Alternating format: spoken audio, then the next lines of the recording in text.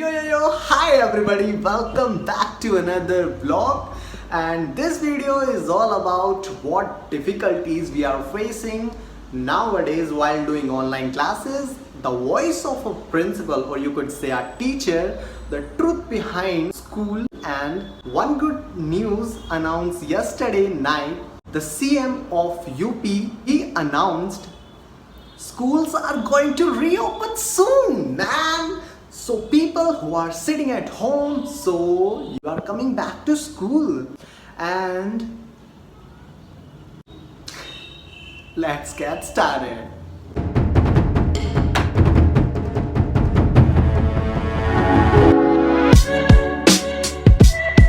तो आप बताइए कि स्कूल्स की जो कंडीशन चल रही है ऑनलाइन क्लासेस पे, तो क्या इम्पैक्ट पड़ रहा है उस चीज़ का। ऑनलाइन क्लासेस से मतलब बच्चों के पास काम सही से पहुंच रहा है या क्या क्या डिफिकल्टीज वो लोग फेस कर रहे हैं। देखिए, अपनी तरफ से तो हम लोग पूरी कोशिश कर रहे हैं, अच्छे से बच्चे को वर्क भी दिया जा रहा है ऑनलाइन, जैसे गवर्नमेंट का नियम है हम उस नियम को फॉलो भी कर रहे हैं। मगर पैसे के आगे बड़ी दिक्कतों का सामना करना पड़ रहा है। पेरेंट्स हैं, अभिभावक जो हैं, बच्चों की फीस जमा नहीं कर रहे हैं, कहते हैं कि 3 महीने की छूट चाहिए, 6 महीने की छूट चाहिए, बच्चा स्कूल तो एक दिन भी आया ही नहीं है। तो इस तरह से हमारे सामने एक समस्या उत्पन्न हो गई है कि हम अपने अध्यापकों को कहाँ से उनकी महीने का जो पेमेंट है, तनख्वाह है, वो किस प्रकार से दें और कहाँ से दें। रहा ऑनलाइन का, ऑनलाइन काम तो दिया ही जा रहा है, बच्चे कर भी रहे हैं, पेरेंट्स कर भी रहे हैं। भाई फोन नहीं है, किसी के पास जाके एक दूसरे की मदद लेके वो सब काम कर रहे हैं। लेकिन जहाँ पैसे देने की बात आती है, पेरेंट्स एकदम मुकर जाता है, कहता है बच्चा तो स्कूल आया नहीं, सरकार से पहले परमिशन लो और फिर जब हम जो है फीस देंगे। कल ही एक व्यक्ति फीस जमा करने के लिए आया, कहने लगा जी मुझे फीस जमा करनी है। मैंने कर दो भैया। उन्होंने पूछा कितनी फीस है, हमने उनको बता दी, भाई आपकी फीस अभी तक 1 रुपया भी जमा नहीं हुई है जब से स्कूल चल रहा है। उन्होंने जी स्कूल कहाँ चल रहा है? क्यों, काम नहीं आ रहा क्या? न काम तो आ रहा पर हमारी समझ में ना आ रहा, हमारे बच्चों ने कराना और हम नहीं दे पाएंगे, तुम लोगों ने तो लूट मचा रखी है। अब आप बताइए 300 साढ़े 300 रुपए की फीस में हमने क्या लूट मचा दी? क्या 300 रुपए की जो फीस हम ले रहे हैं उनसे हमारे टीचरों का काम चल जाएगा या हमारा काम चल जाएगा? क्या बिजली का बिल जमा हो जाएगा? अब आप खुद ही बताएं। तो ऐसे में हमारी सरकार को ध्यान रखना चाहिए और उन टीचरों के लिए कम से कम 20% 30% पेमेंट का इंतजाम करना चाहिए। मान लीजिए 60,000 रुपये महीना सरकारी टीचर है, तो आप उन्हें 5,000 ही दे दो, इस हिसाब से कर दो, 5,000 सरकारी टीचर के काट लो, तो उन पर भी कोई फर्क नहीं पड़ेगा और इस तरह से हमारे जो टीचर्स हैं उनका काम भी चल जाएगा। कुछ टीचर्स तो ऐसे हैं जो पूरी तरह से स्कूल पर ही आधारित हैं, उनके पास कोई और अन्य काम नहीं है। हमारे यहाँ भी देखा जाए तो 2 टीचर्स ऐसे हैं कि जो पूरी तरह से इसी पे आश्रित हैं।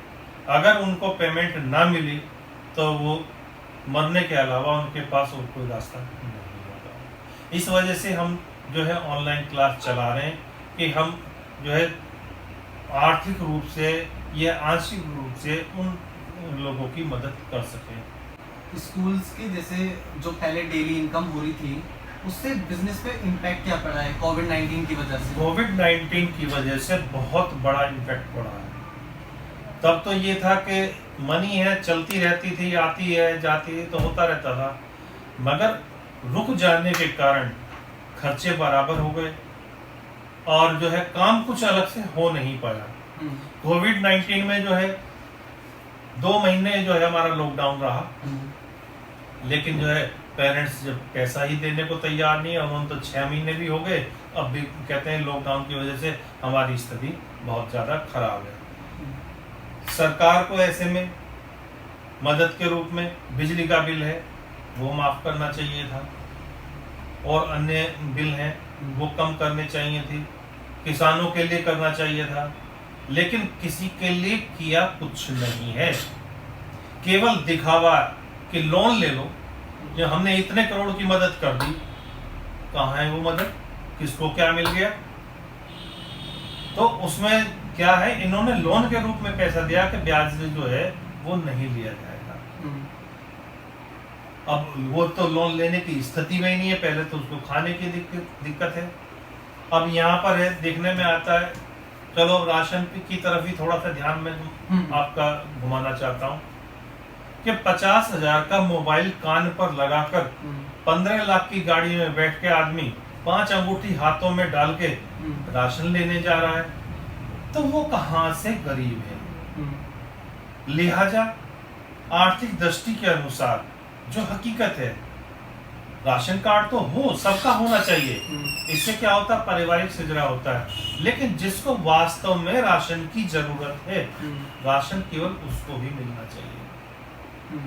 या गरीब लोग हैं, राशन सरकार मुफ्त दे रही है, वो ले रहे हैं, 17 रुपए किलो 16 रुपए किलो में जाके मंडी में बेच के आ जाते हैं। तो गवर्नमेंट का ऐसी मदद करने का भी कोई फायदा नहीं। मिसयूज कर रहे हैं लोग। हाँ, मिसयूज हो रहा है। misuse तो कर रहे हैं कोविड-19 में जो है बिजनेस में तो बहुत बड़ा, क्या हम लोग ये समझ लीजिए, छोटे व्यापारी हैं वो तो बिल्कुल एक तरह से खत्म से ही हो गए। अब वो जहाँ 90% कार्य करते थे, 100% कार्य करते थे, मुश्किल से 10% पर आ गए। सिर्फ लॉकडाउन पीरियड में मेडिकल्स वालों का काम चला है और नॉर्मल केवल राशन वालों का। केवल राशन वालों का, जो प्रोविजनल स्टोर है, जो घरेलू सामान बेचते हैं, उनका काम चला है। मेडिकल स्टोर वालों का काम चला है, सब्जी वालों का काम चला है, बाकी सबके काम रुक गए हैं। एक मजदूर भी है जो डेली कमाता है, डेली शाम को खाता है, उसका भी रुका है, काफी फर्क पड़ा है। सैलरी जैसे बाकी बड़े स्कूल वालों ने, काफ़ी लोगों से मैंने भी बातचीत करी है, मेरे भी काफ़ी फ्रेंड्स हैं जो स्कूल वगैरह में हैं और उनके पेरेंट्स से ही बात करी है, तो काफ़ी स्कूल में ये भी सुना है कि उन्होंने टीचर्स की सैलरी रोकी हुई है। लेकिन फिर भी हमने अपने यहाँ पूरे स्टाफ को, चाहे वो कर्मचारी गण हो, अध्यापक गण हो या अन्य कोई सहयोगी है, जो भी समस्त स्टाफ स्कूल में है, सबको पूरी सैलरी दी है। केवल एक संडे का दिन काटा गया है कि हमने उनसे बात की कि भाई आर्थिक स्थिति तो अच्छी है नहीं है, लेकिन फिर भी हम आपकी मदद पूरी करेंगे, और जब तक जिंदा हैं, जब तक हमारा चूल्हा चलेगा, आपका भी चलेगा। तो उनकी मदद के लिए हमने जो अपनी सेविंग्स की हुई थी, एफडी वगैरह बनवाई हुई थी, अपने परिवार के लिए, अपने बच्चों के लिए, मैंने वो तोड़ के और अपने स्टाफ की पेमेंट दी है। बहुत अच्छी बात है। और स्कूल खुलने पर क्या 3-4 चीज आप मतलब बच्चों के लिए करना चाहोगे? जैसे 3-4 चीज में मैं समझ गया कि आप क्या पूछना चाहते हैं। इसके लिए हमने थर्मल मशीन, सैनिटाइजर, वो हमने ला के रखा हुआ है। जब स्कूल खुलेंगे तो गेट पर जो व्यक्ति होगा वो उसको जो है उसका टेम्परेचर, बच्चे का, टीचर्स का, जो भी आएगा अंदर एंट्री करेगा, उसका चेक किया जाएगा, हाथ सैनिटाइज कराए जाएंगे, बच्चों को 6 फुट की दूरी पर बैठाया जाएगा। तो 6 फुट की दूरी पर हम बच्चे को बैठाएंगे। यदि किसी विद्यार्थी का अथवा किसी टीचर्स का, शिक्षक का टेम्परेचर अधिक पाया जाता है, उसको 14 दिन के लिए तुरंत छुट्टी दे दी जाएगी। जब वो बिल्कुल पूरी तरह से ठीक होगा तो हम उसको थर्मल मशीन से फिर दोबारा उसको चेक करेंगे, तब उसका प्रवेश होगा। आने के लिए एक गेट होगा बच्चों के, जाने के लिए दूसरा गेट होगा। जिस गेट से एंट्री होगी उस गेट से उसको वापस नहीं भेजा जाएगा। क्वेश्चन था, लास्ट क्वेश्चन है मेरा, लॉकडाउन पीरियड में आपने कोई ऐसा काम जिससे कि आपको तो बेनिफिट हुआ ही हुआ हो और बाकी सभी को बेनिफिट हुआ हो?